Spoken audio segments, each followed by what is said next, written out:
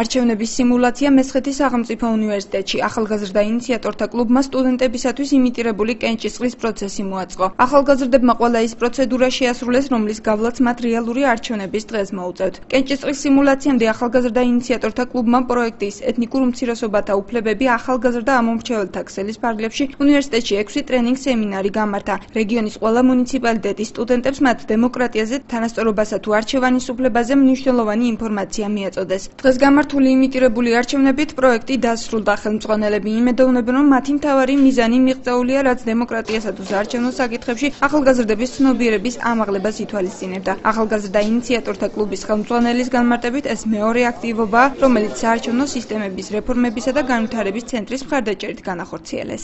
იმიტირებული არჩევნების დასრულების შემდეგ ტრენინგ სემინარებში მონაწილე სტუდენტებს სერტიფიკატები გადაეცათ.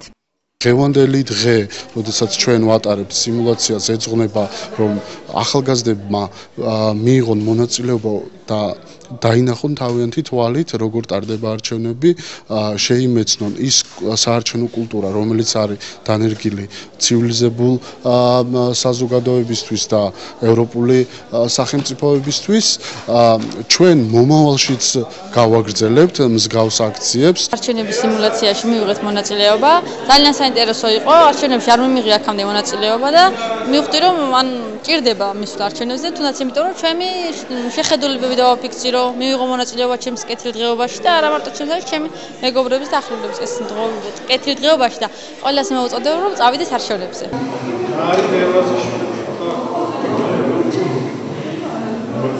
აკადია სამოძე